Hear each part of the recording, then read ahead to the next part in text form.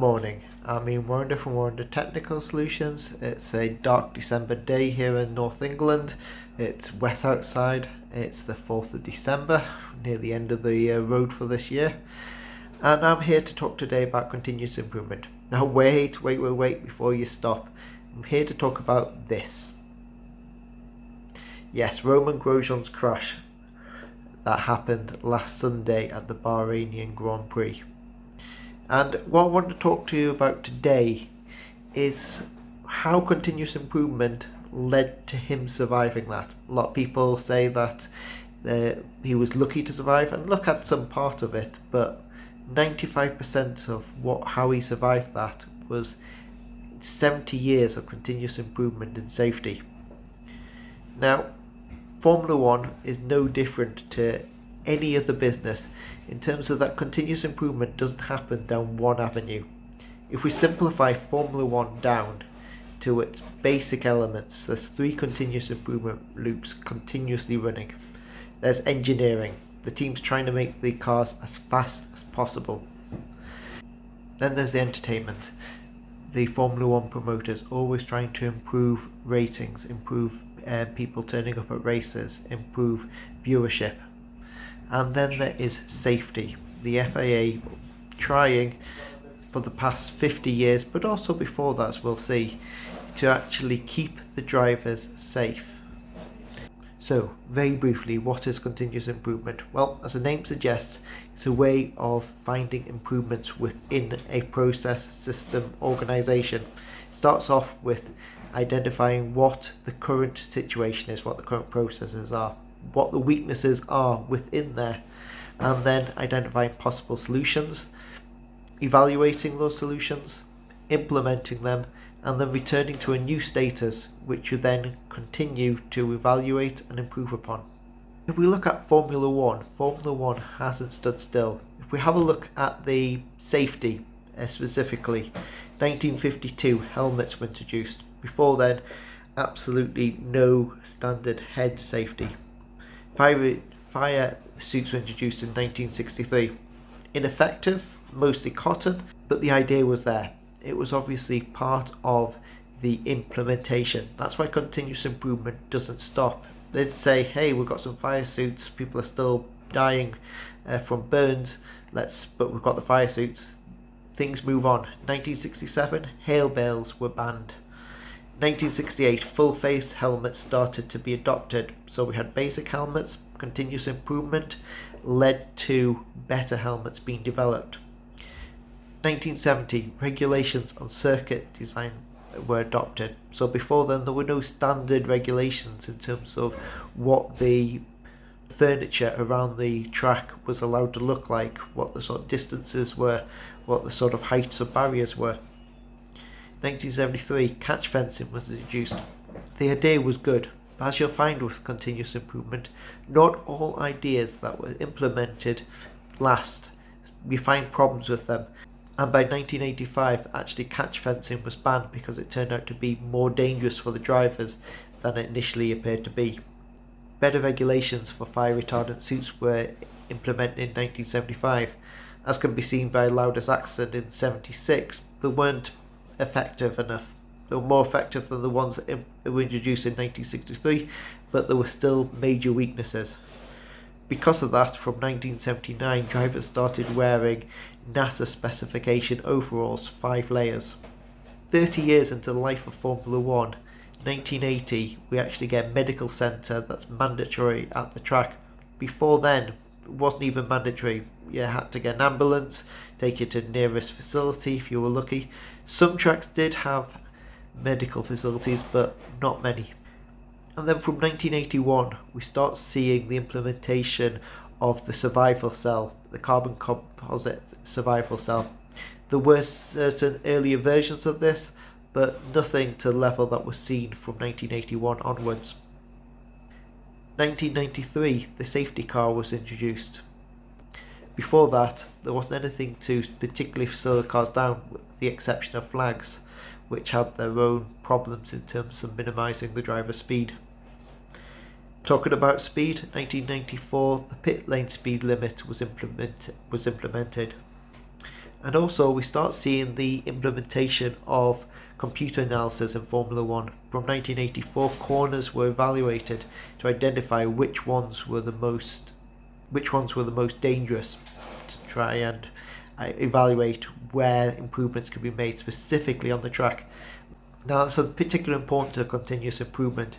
You want to have the right method of evaluating what the weaknesses are so you know where to make the improvements. 1996, headrests were implemented to absorb impact. 1997, rear and side impact tests were implemented, and now we start to get to the part of health and safety in the 90s where we start to be proactive instead of reactive to all the accidents. The last major accident before Jules Bianchi's death in 2015 was in 1994 when Rosa Ratzenberg and Ayrton Senna both died on the same weekend. And after that point, start looking at what potential issues could have for the drivers instead of just looking at what has happened. Start looking at what could happen. And the major part of that was in 1997 when data recorders were included on the car to actually monitor what actually happens during a crash. So in 1998 we have tyre barrier specifications implemented. 1999 wheel tethers introduced to try and keep the wheels on the car. There was a fairly major accident in 1998 where most of the grid was taken out in Spa, but there's also been accidents where tyres have killed marshals, unfortunately, and so that was to try and prevent that. 2001, carbon fibre helmets. Again, that continuous improvement. Helmets started off as, well, basically no helmets. Then we had the basic hard open helmets, closed helmets, and now by 2001 we start to get carbon fibre helmets. That continuous improvement loop. 2003, head and neck support, the hands came in. So we had the headrest padding, and now we've moved on to hands. Again, the next loop of that continuous improvement. From 2004, we actually start testing the helmets before they're allowed to be used for Formula One. Standard testing is implemented.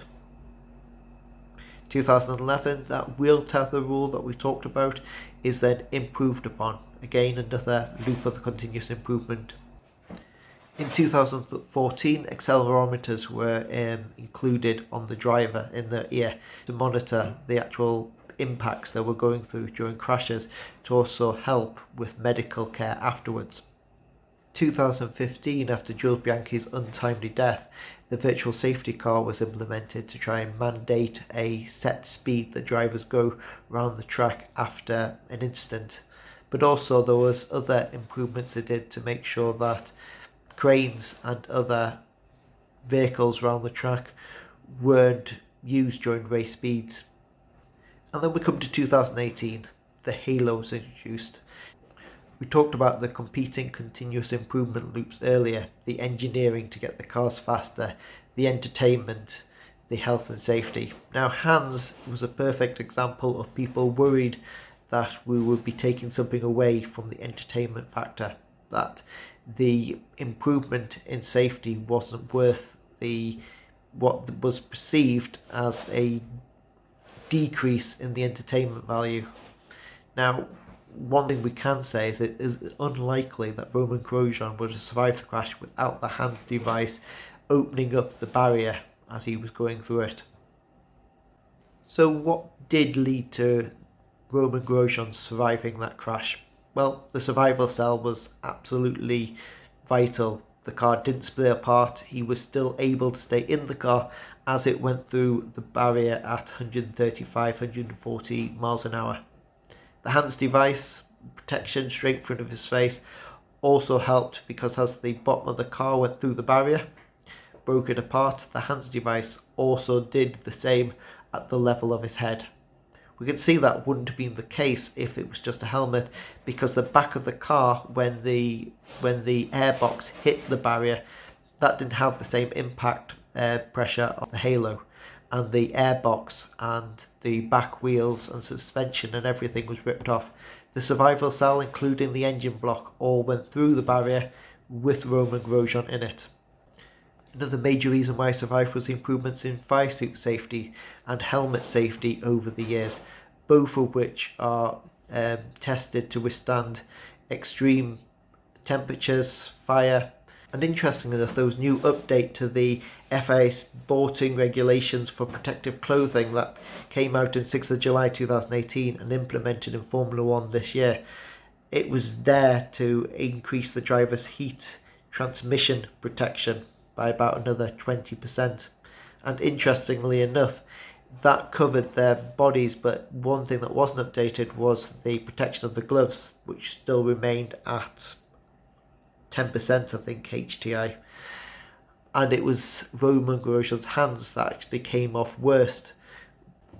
So this is Formula One, the pinnacle of motorsports engineering, the FIA. Obviously, it's a global sport watched by millions, but continuous improvement is something all businesses should be looking at. And continuous improvement is something where you will have competing cycles. All businesses, no matter how small or large, need to have health and safety. And those health and safety processes that you look at need continuously improve upon. You'll have continuous improvements for quality. You'll have continuous improvement for profits. You'll have continuous improvement for employees in terms of retaining talent.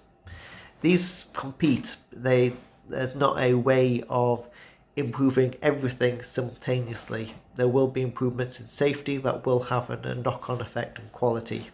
There will be improvements in quality that will have a knock-on effect on profits.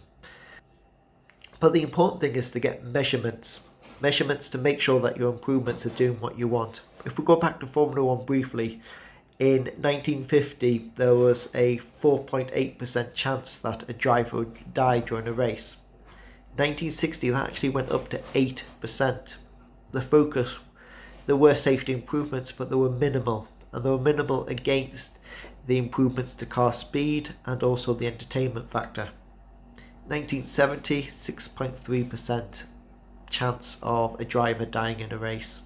After 1970, when you had high profile crashes like Niki Lauda's, there were concerted efforts started from the likes of Jackie Stewart, now on to Niki Lauda and others, to actually make Formula One not a place where there's a high likeliness of death. And that can be seen in 1980, there's 1.3% chance of there was 1.3% chance of a driver dying in a race. 1990, 1.2%. We're talking 2 drivers, same weekend. Complacency is often the enemy of continuous improvement. You get to that new status and you've done all of your checks and you feel that that is it. The main thing with continuous improvement is to continue the next loop and say, okay, we've got everything that we feel that we need at this point in time, but what is the next step? Where do we want to take quality? Where do we want to take employee retainment? Where do we want to take safety? And Formula One definitely picked up that mantle for safety. In 2000 there was 0% chance of a driver dying in a race. Now, did complacency play a part? Jules Bianchi's death? Was there things that could have been done in advance? I think having a crane on the track while drivers are going full speed in the wet answers its own question. And in 2010, because of that unfortunate accident, the risk of a driver dying in a race was 0.5%, 0.5%. But things don't end. As we've talked about with Formula One, there was a new regulation for fire safety. Fire's barely been an issue in Formula One for the past 30 years, but having the opportunity to improve something means that when something does go wrong, there is something in place to prevent that becoming a worse situation. So what can you do to get your business around the next continuous improvement loop? Well, hire me. Having somebody independent to your business means that those competing continuous improvement loops still compete, but you have somebody independent, not trying to hold back the purpose of the continuous improvement.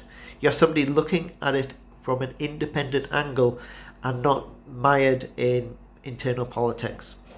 You have somebody that's not going to be afraid to push management, to push your managers to go to the next level, to places they might not want to go. Employees aren't likely to do that. So get in touch with me at warrender.limited, it's a website, or over at Facebook or LinkedIn, and let's have a chat about what I can do for your business to take it on the next continuous improvement loop. Hope everyone has a good weekend.